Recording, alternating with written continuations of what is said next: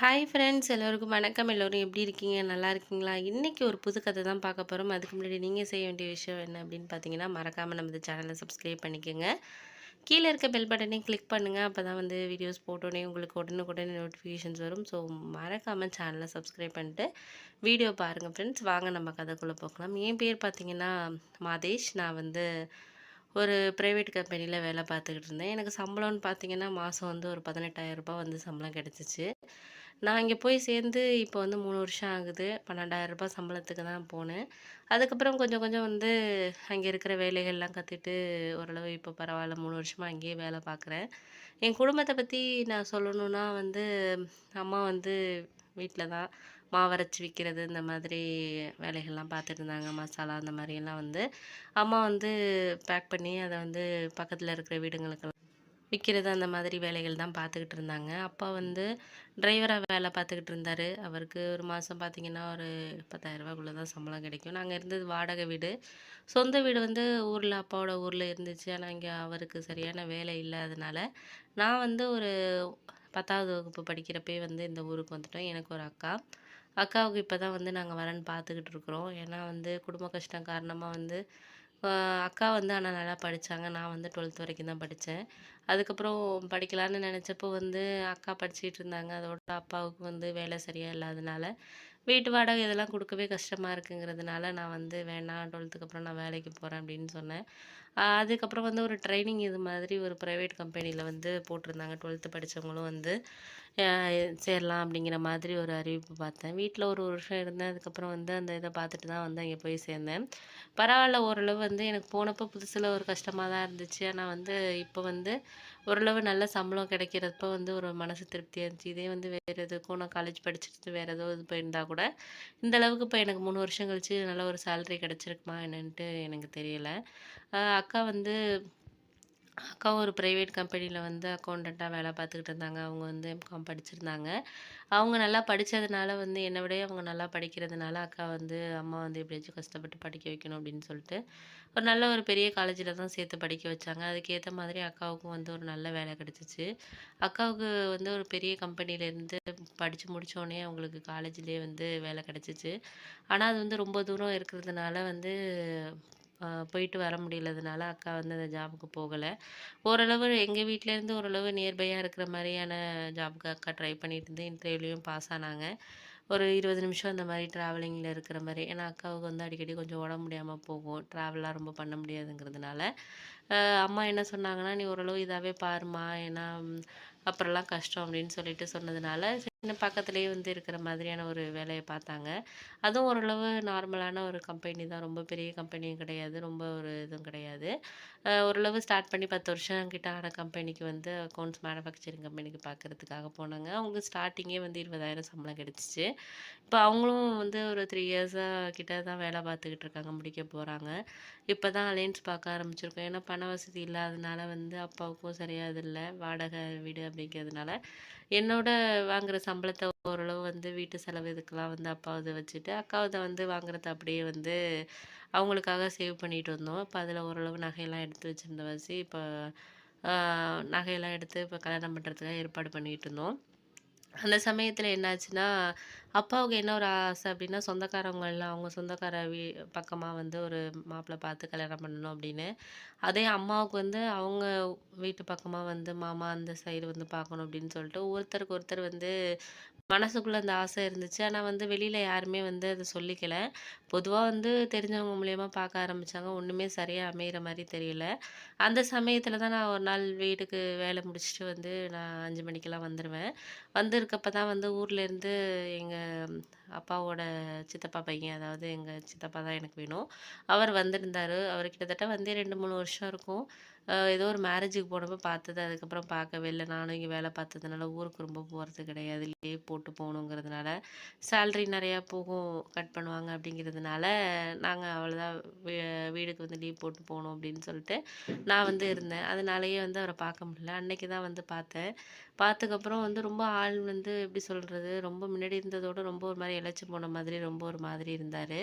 சரின்ட்டு நானும் வாங்கன்னு சொல்லிட்டு அப்புறம் வீட்டுக்குள்ள வந்துட்டேன். வந்ததுக்கப்புறம் பேசிட்டு இருந்தாங்க. அப்பா அவங்கலாம் பேசிட்டு இருந்தாங்க. அக்காவோட ஜாதகத்த குடுத்து அனுப்புனாங்க.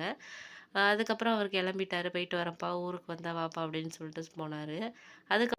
அதுக்கப்புறம் வந்து அந்த அண்ணன் சொன்ன மாதிரியே வந்து அவங்க சொல்ற இடத்துல போயிட்டு விசாரிச்சேன் ஞாயித்துக்கிழமையில. அவங்க சொன்னாங்க, "இது மாரி நீங்க வேலை முடிச்சுட்டு ஒரு 2 ஹவர்ஸ் வந்தீங்கன்னா போதும்ப்பா. சும்மா டெலிவரி பண்ற மாரி தான் இருக்கும் ஃபுட் இதெல்லாம். உங்களுக்கு அதுக்கேத்த மாரி ஒரு ஒரு நாளும் வந்து சேலரி நாங்க குடுப்போம். எவ்வளோ டெலிவரி பண்றீங்களோ அதுக்கேத்த மாரி சேலரி இருக்கும்." அப்படின்னு சொல்லிட்டு சொன்னாங்க. பரவால்ல, நல்ல ஒரு இதா தான் இருக்கு அப்படின்னு சொல்லிட்டு, அப்புறம் இங்க வந்து ஜாயின் பண்ணேன். என்னோட எல்லா ப்ரூஃபையும் குடுத்துட்டு, அங்கே ஜாயின் பண்ணேன். அவங்க என்கிட்ட பைக் இருந்ததுனால ஒண்ணும் பிரச்சனை இல்ல அப்படின்னு சொல்லிட்டு, அந்த ஃபுட்டெல்லாம் வந்து அதில ஒரு 1 வாரம் போனதுக்கப்புறம் எனக்கு அந்த வேலை பிடிச்சிருந்துச்சு. என்னன்னா, ரொம்ப ஒரு மாரி ப்ரெஷர் இருக்குன்னு சொல்லுவாங்க. ஆனா, அந்த அளவுக்குலாம் ஒண்ணும் ப்ரெஷர் இருக்கிற மாரியான ஒரு ஜாப்பா இல்ல. எனக்கு பிடிச்சிருந்துச்சு. ஒரு மன திருப்தியா இருந்துச்சு. ஒரு வேலைய செய்றோங்கிற ஒரு மன திருப்தி இருந்துச்சு. சரின்னு சொல்லிட்டு, நானும் ஒரு வழியா அதுக்கப்புறம் சரி அப்படின்னு சொல்லிட்டு, நான் ஒரு வழியா சரி பார்ப்போம் அப்படின்னு சொல்லிட்டு, நானும் அந்த வேலைய பார்த்துக்கிட்டு இருந்தேன். நல்லா ஓரளவு சேலரி கிடைச்சிச்சு. அந்த வருமானத்த வந்து நான் ஓரளவு வச்சு ஓரளவு சேமிப்பாக்குனேன். நல்ல ஒரு சேமிப்பாக்குனதுக்கப்புறம் பரவால்ல, ஓரளவு சந்தோஷமா இருந்துச்சு வாழ்க்கையில. ஏதோ ஒரு விஷயம் செய்றோம். ஏன்னா இத்தன நாளா வந்து வேலையே இல்லாம இருந்தோம். இப்போ ஒரு வேலை கிடைச்சிச்சு. அதுலேருந்து ஒரு விஷயத்த வந்து நம்ம வந்து வேலைய நம்ம கத்துக்கிட்டு இது மாரி நம்ம வாழ்க்கையில மாறுது அப்படின்னு சொல்லிட்டு, ரொம்ப ஒரு சந்தோஷமான ஒரு இதா தான் இருந்துச்சு. சரின்ட்டு பார்ப்போம் அப்படின்னு சொல்லிட்டு சரின்னு சொல்லிட்டு ஒரு வழியா வந்து அந்த வேலையில சேர்ந்ததுக்கப்புறம் எனக்கு ஒரு மாரி மனசு கொஞ்சம் ரிலாக்ஸா தான் இருந்துச்சு. பரவால்ல, நம்ம வந்து ஏதோ இருக்கிறதுல வந்து பரவால்ல அப்படிங்கிற மாதிரி ஒரு விஷயத்துல தான் இருந்தேன். அதுக்கப்புறம் அம்மாகிட்ட வந்து ஃபோன் பண்ணி சொன்னேன், "இது மாரி சந்தோஷமா இருக்குப்பா. ஆனா உடம்ப பார்த்துக்க, சாப்பிட நல்லா வேலை வேலைன்னு சொல்லிட்டு சாப்பிடாம இருக்காத. உடம்ப பார்த்துக்கப்பா. நான் முடிஞ்சா இன்னும் 2 நாள்ல நான் வரேன். எனக்கு என்னமோ அப்பா ஞாபகம் வந்து அதிகமா வருது. எனக்கு என்னமோ பார்க்கணும் போல இருக்கு" அப்படின்னதுக்கு, "ரொம்ப சந்தோஷமா. நீங்க வந்துருங்க. நான் பக்கத்து வீட்டு சித்திக்கிட்ட நான் சொல்லிடுறேன். அத்தையும் இருக்கிறாங்க, சித்தியும் வந்திருக்காங்க உங்களோட தங்கச்சியும். 2 பேரும் தான் இருக்கிறாங்க. நீங்க வாங்கம்மா. நேத்து கூட நான் போயிட்டு வந்தேன் சுஜிலா சித்தி வீட்டுக்கு." அப்படின்னு சொன்னதுக்கப்புறம், "சரிப்பா, நான் வந்துட்டு உனக்கு என்னன்னு சொல்றேன்." அப்படின்னு சொன்னதுக்கு, "சரி, சரி." நாளைக்கு மறுநாள் வந்து அப்பா ஹாஸ்பிட்டலுக்கு வந்து அழைச்சிட்டு போறதுக்காக வந்து சித்தி சொல்லிட்டு இருந்தாங்க. ஏதோ வந்து டெஸ்ட் எடுக்கணும் அப்படின்னு சொல்லிட்டு, "நம்ம அந்த டைமிங்கில நீங்க வந்தீங்கன்னா கூட, நான் வந்து அவங்க வீட்ல உங்கள வந்து விட்டுருவேன். ஏதாச்சும் வெளில உங்களுக்கு வாங்குறது, அக்காவுக்கு ஏதாச்சும் வாங்குறதுனா கூட நம்ம அப்ப பார்த்துக்கலாம்." அப்படின்னதுக்கு, "அதெல்லாம் ஒண்ணும் இல்லப்பா. இன்னும் 2 நாள் போகட்டும். நான் எதா இருந்தாலும் உன்கிட்ட நான் சொல்றேன். உன்கிட்ட சொல்லாம என்ன, நான் உனக்கு ஃபோன் பண்றேன்." அப்படின்னு சொல்லிட்டு இருந்தாங்க. சரின்னு சொல்லிட்டு நான் அப்புறம் வேலையெல்லாம் பார்க்க ஆரம்பிச்சேன். அப்ப அந்த சமயத்துல வந்து அ என்னோட வேலை பார்த்த அந்த அண்ணனோட சித்தப்பா பையன் வந்து சொன்னாரு, எனக்கு வந்து ஃபோன் பண்ணாரு. ஏன்னா நம்பர் குடுத்துட்டு வந்திருந்தேன். அப்பதான் சொன்னாரு, "இது மாதிரி என்னண்ணே, என்ன முடிஞ்சுச்சா அந்த பையனுக்கு?" என்ன அப்படின்னு கேட்டதுக்கு, அவங்க, "இல்லப்பா, ஒண்ணும் பிரச்சனை கிடையாது. இப்பதான் பார்த்துக்கிட்டு இருக்காங்க. ஜாதகம் குடுத்துருக்காங்க. என்னன்னு ஃபிக்ஸ் பண்ணதுக்கு அப்புறம் தான் தெரியும் எதா இருந்தாலும்." அப்படின்னு சொன்னதுக்கு, "சரி, சரிப்பா, ஒண்ணும் பிரச்சனை கிடையாது. எதா இருந்தாலும் பார்த்துக்கலாம் விடு." அப்படின்னு சொல்லிட்டு, அதுக்கப்புறம் அ ஒரு வழியா வந்து நான் அவங்ககிட்ட பேசிட்டு வச்சதுக்கப்புறம் அந்த கூட வேலை பார்க்குற அண்ணன் கேட்டாங்க, என்னாச்சு? என்னப்பா விஷயம்? எதா இருந்தாலும் சொல்லு. என்னாச்சு? என்ன சொன்னான் சித்தப்பா பையன்?" அப்படின்னதுக்கு, "இல்ல அண்ணே, ஒண்ணும் சொல்லல. இது மாரி அந்த பையன் பார்த்தீங்களே, முடிஞ்சிருச்சா என்னன்னு சொல்லிட்டு கேட்டாங்க." அப்படின்னதுக்கு, "ஓ! அப்படியாப்பா? சரி, சரி. அதான் என்னகிட்டயும் நேத்து சொல்லிட்டு இருந்தான். என்னண்ணே, என்ன சொன்னாங்களா?" அப்படின்னு. நேத்து வீட்டுக்கு வந்திருந்தான். சொல்லிட்டு இருந்தான். "ரொம்ப சந்தோஷமா இருக்குப்பா, பரவால்ல." அப்படின்னு சொல்லிட்டு, அதுக்கப்புறம் நானே வந்து அந்த அண்ணன்கிட்ட வந்து சொன்னதுக்கப்புறம் அவரு சொன்னாரு, "இது மாதிரி சரி, சரி.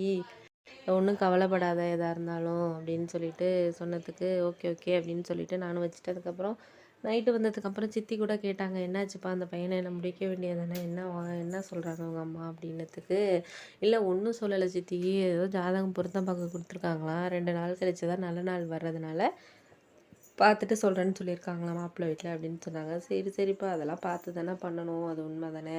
அப்ப அந்த காலத்துலலாம் நம்ம அதெல்லாம் பார்க்கல எதா இருந்தாலும். இப்ப எல்லாம் வந்து எல்லாம் ஓரளவு அவங்களுக்கு பிடிச்சிருக்கணும்ல ஜாதகம் இதெல்லாம் பொருந்தா. அக்காவுக்கு பிடிச்சிருக்கா என்னன்ட்டு நல்லா பார்த்து விசாரிச்சு பண்ணுங்க. எதையும் எடுத்தவங்க ஒருத்தர் முடிவு எடுத்துறக்கூடாதுப்பா." அப்படின்னதுக்கு, "அது புரியுது சித்தி. நீங்க சொல்றது எனக்கு புரியுது. அதெல்லாம் ஒண்ணும் இல்ல. நான் பார்த்துக்கிறேன் எதா இருந்தாலும். நான் அம்மாகிட்ட ஒரு தடவ பேசிட்டேன். ஒண்ணும் பிரச்சனை இல்ல. நீங்க பார்த்துக்கங்க." அப்படின்னதுக்கு, "சரி, சரிப்பா." அப்படின்னு சொல்லிட்டு அவங்களும் கிளம்பிட்டாங்க.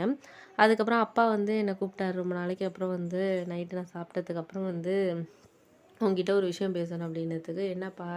ரொம்ப அதிசயமா இருக்கே. என்கிட்ட பேசணுங்கிறாரு." அப்படின்னு சொல்லிட்டு நானே, "என்னப்பா?" அப்படின்னு கேட்டேன். எனக்கே கொஞ்சம் ஆச்சரியமா இருந்துச்சு. "ஒண்ணும் இல்ல, உன்கிட்ட ஒரு விஷயம் பேசணும்." அப்படின்னதுக்கு, "என்ன?" அப்படின்னது. "அக்காவுக்கு ஏதாச்சும் மாப்பிள்ளை பார்க்குறாங்களா?" அப்படின்னதுக்கு, "என்ன கேட்குறீங்கன்னு எனக்கு புரியல. எதா இருந்தாலும் கொஞ்சம் தெளிவா கேளுங்க. என்ன உனக்கு உண்மையிலேயே புரியலையா? அக்காவுக்கு என்ன மாப்பிள்ளை பார்க்குறாங்களா? அம்மாகிட்ட பேசிக்கிட்டு இருக்கியா?" அப்படின்னாரு.